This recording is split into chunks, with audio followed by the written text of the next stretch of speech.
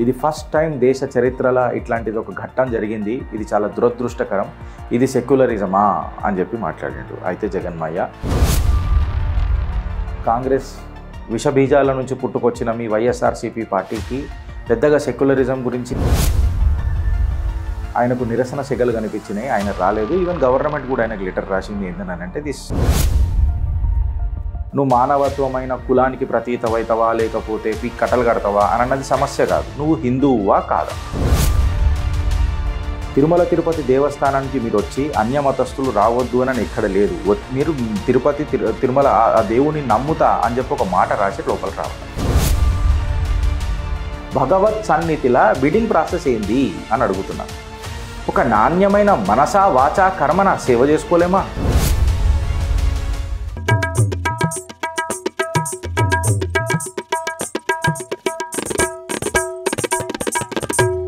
నిన్న ex CM Andhra Pradesh ex CM YS Jaganmohan Reddy go back టెంపుల్కి రావద్దు అని చెప్పి నిరసనలు ఆంధ్రప్రదేశ్ మొత్తం మనం చూసినాం. ఎస్పెషల్లీ తిరుమల తిరుపతి దేవస్థానం ఎక్కడైతే ఆయన దర్శనం చేసుకోవాలని వచ్చిండో ఆ కలియుగ వైకుంఠాన్ని ఆయనకు నిరసన సెగలు కనిపించినాయి. ఆయన రాలేదు. ఈవెన్ గవర్నమెంట్ కూడా ఆయనకు లెటర్ రాసింది. ఏంటంటే దిస్ విజిట్ ఆఫ్ జగన్ ఏదైతున్నదో ఇది పర్మిషన్ లేదు అని ఎక్సెప్ట్ ఇప్పుడు నేను చెప్తలేని మాట. ఆయననే ట్వీట్ కొట్టిండు.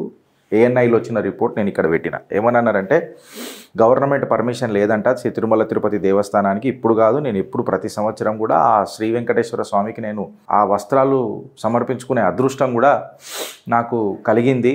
సీఎం కంటే ముందు వచ్చినా సీఎం ఉన్నప్పుడు వచ్చినా. ఇది ఫస్ట్ టైం దేశ చరిత్రలో ఇట్లాంటిది ఒక ఘట్టం జరిగింది. ఇది చాలా దురదృష్టకరం.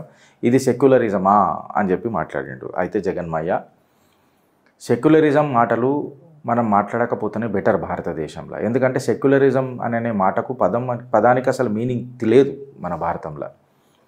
ఇక కాంగ్రెస్ తీసుకొచ్చింది. కాంగ్రెస్ విషబీజాల నుంచి పుట్టుకొచ్చిన మీ వైఎస్ఆర్సీపీ పార్టీకి పెద్దగా సెక్యులరిజం గురించి మనం ఎంత తక్కువ మాట్లాడుకుంటే అంత విమర్శలు తక్కువైతాయి వ్యక్తిగతంగా ఆర్ టు దట్ మ్యాటర్ పొలిటికల్గా.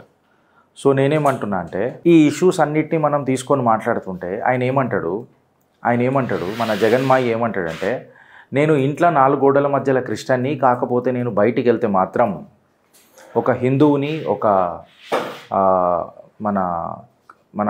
హిందువుని ఒక ముస్లింని అన్ని మతాలను నేను గౌరవిస్తా, అన్ని మతాలకు నేను రెస్పెక్ట్ చేస్తా, నేను మానవత్వం అనే కులానికి ప్రతీతనైతా అని ఎక్సెట్రా చెప్పిండు.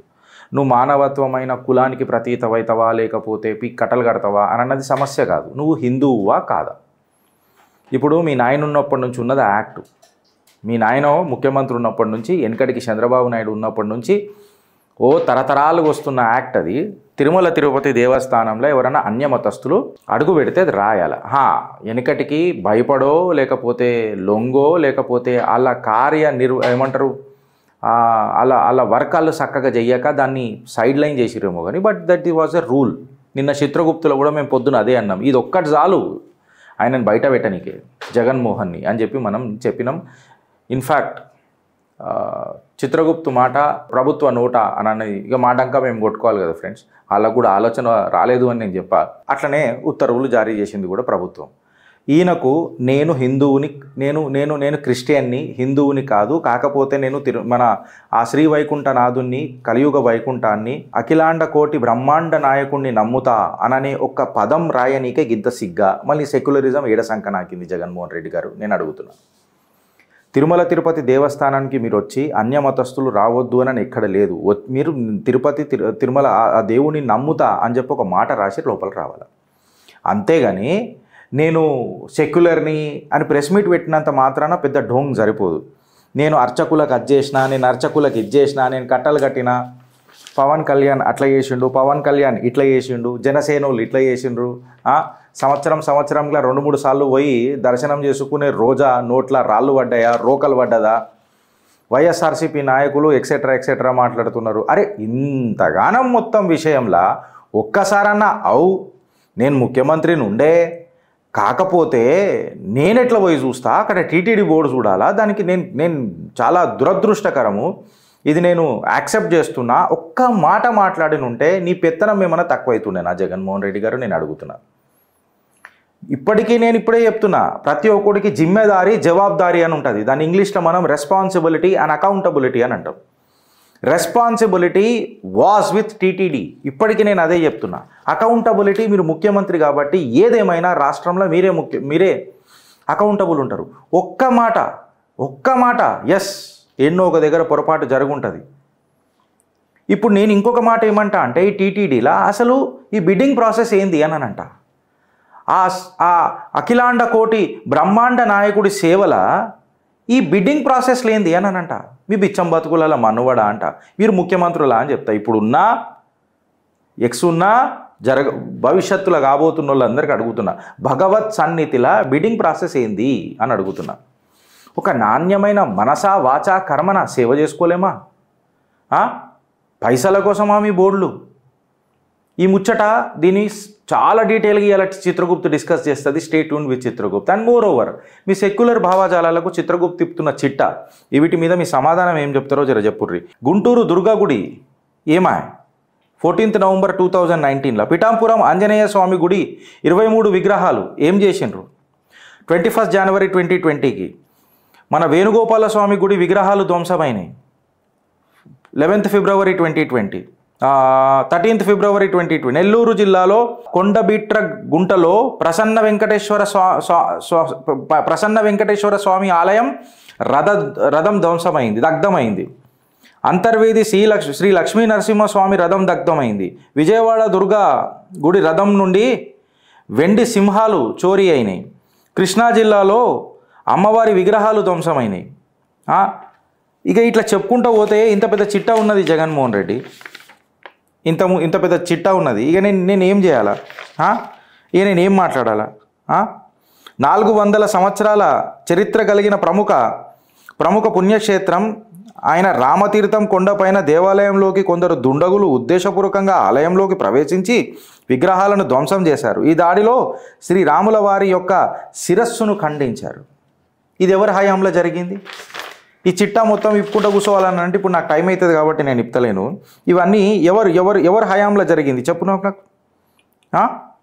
కాశీ విశ్వేశ్వరాయ మన కృష్ణా జిల్లాలోని కాశీ విశ్వేశ్వరాయ ఆలయంలో తలుపులు నంది విగ్రహం ధ్వంసం ఎవరు చేసిండ్రు? ఎవరు హయాంలో జరిగింది? ముఖ్యమంత్రి ఈ టైంలో ఎవరు? ఏమనంటే ఇది ఒక చిన్న లడ్డు అని మాట్లాడతారు. చిన్న లడ్డు కాదురా నాయన, ఇది మా అఖిలాండ కోటి బ్రహ్మాండ నాయకుడి ప్రసాదం. నేను రాదు వచ్చిన రిపోర్ట్లు వచ్చిన ప్రకారమే నేను చదువుతున్నా. ఇది ప్రసాదం, దాన్ని లడ్డు అని అన్నారు, ప్రసాదం అని అంటారు. మీరు గంట కొట్టి బీర్లలో ముంచుకొని బ్రెడ్లు తింటారు చూడు, గట్ల ప్రసాదం. మీ ప్రసాదం ఎట్లనో ఈ ప్రసాదం, కానీ మీ లెక్క అన్నంలో ముంచుకొని మీ దాంట్లో మీ తింటారు, మా దాంట్లో మేము తింటాం. సో ఇంతగానం జరుగుతుంటే ఒక ప్రెస్ మీట్ పెట్టి చిన్నగా మాట్లాడి సైడ్ లైన్ చేసుకుంటా అంటే జగన్మోహన్ రెడ్డి ఎట్లా అవుతుంది అని చెప్తున్నాను నేను అడుగుతున్నా. నువ్వు యాక్సెప్ట్ చేసేది ఉండే, yes I'm a practising Christian, నేను క్రిస్టియానిటీని ప్రాక్టీస్ చేస్తా, I love my Christianity. What's wrong in that? Did we force to convert to Hinduism? నువ్వే పోయినావు, పెద్ద పెద్ద మఠపీఠాధిపతులను కలిసినావు, కండువాలు కప్పుకున్నావు, కాషాయ వస్త్రాలు వేసుకున్నావు. మళ్ళీ ఇవ్వాలనేమో 4 గోడల మధ్యలో నేను క్రిస్టియన్ని ప్రేయర్లు చేస్తానని అంటున్నావు. నేను ఎవడు అడిగిండు? నేను ఎవడన్నా మారమని అన్నారా? నేను ఎవడన్నా ఏమని అన్నాడా? నీ అంతటా నువ్వే మాట్లాడతావు, ఓట్ల కోసం నోట్ల కోసం ఏదేదో పనులు చేస్తావు. ఇవాళ ఇంట్లో కూర్చొని భజన చేసినా భక్తితో ఉన్నా నీకు పుణ్యమే దొరుకుతుందవచ్చు, కాదని అంటలే. నువ్వు పుణ్యాత్ముడివి కదా, మన్నున పుట్టిన పద్మము నువ్వు. వైఎస్ఆర్సీపీ నాయకులంతా మీరు పోయి గంగాజలాలో మునగాల్సిన అవసరం లేదు. మీరు నీళ్ళకి తగిలితే నీళ్ళే స్నానం చేసినట్టు అవుతుంది. ఈ బద్నామీ మీకెందుకు? ఏదో పెద్ద మీ రాజకీయాలలో ఏదో పెద్ద చమత్కారాలు అయిపోయినట్టు మాట్లాడతావు. వెనక పక్కకు తిరిగి చూస్తే ఈ బలాత్కారాలు కనబడుతున్నాయి మాకు. ఇవాళ అడుగుతుంది తెలుగు రాష్ట్రాలు జగన్మోహన్ రెడ్డి, మీరు ఎంత గీ పెట్టినా ఎంత చేసినా అకౌంటబిలిటీ అనేది మీకు ఉండే, జిమ్మెదారీ మీకు లేకపోవచ్చు, జవాబుదారీ మాత్రం మీకు ఉండే. దీనికి మీరు ఏం స్పందిస్తారు, ఏం మాట్లాడతారు? ఇవాళ అడుగుతుంది తెలుగు రాష్ట్రాలు జగన్మోహన్ రెడ్డి, మీ సమాధానం ఏంది దీని మీద? భారత్ మాతాకి జై.